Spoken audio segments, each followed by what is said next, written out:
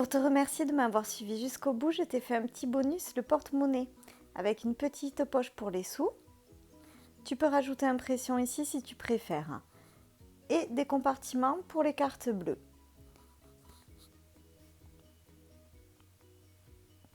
Tu vas imprimer ton patron et découper d'abord tout le tour.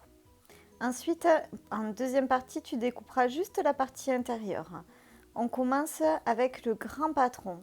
Tu vas le plier pour lui donner la forme.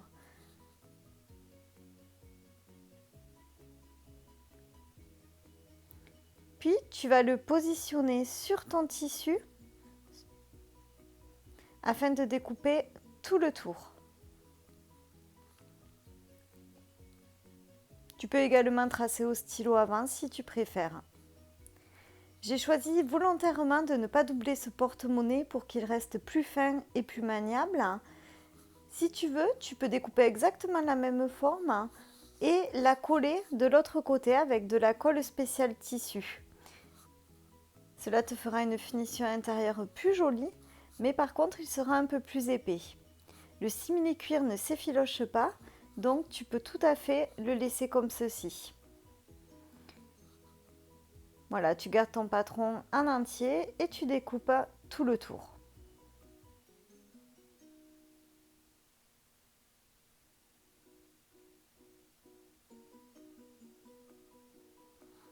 Une fois que tu as découpé celui-ci, tu peux vérifier que tes arrondis sont bien symétriques. Donc pour cela, tu le plies en deux. Maintenant, nous allons découper la poche pour la monnaie.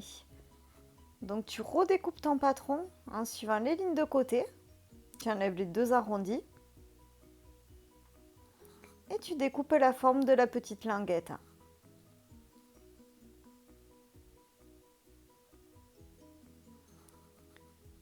Tu le positionnes. Donc comme je te disais, voilà, si tu préfères, tu peux tout à fait tracer avec un stylo tout le tour et découper ensuite.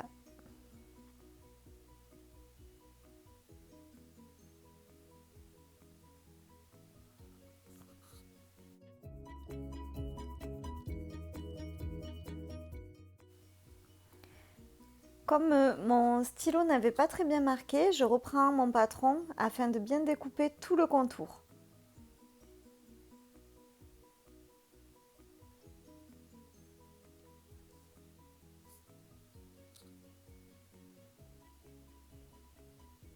Donc cette pièce-là est la poche pour la monnaie.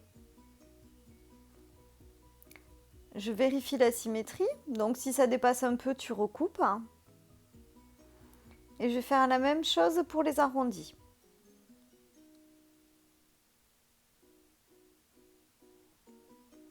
Tu reprends ton patron principal et tu vas le plier. Tu appuies bien fort pour lui donner la forme.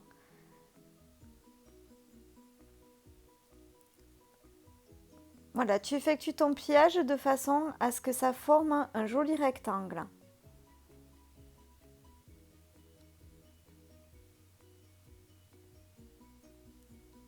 Une fois que tu as marqué la forme, tu peux l'ouvrir et ajouter à l'intérieur ta poche à monnaie que tu plies en deux.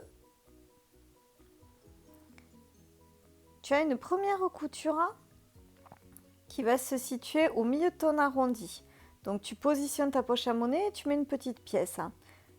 Tu fais la même chose de l'autre côté, donc tu reprends ton milieu de ton arrondi et tu le positionnes le long de ta poche à monnaie. Tu marques le pli et il va te manquer à marquer les deux plis du devant, donc 1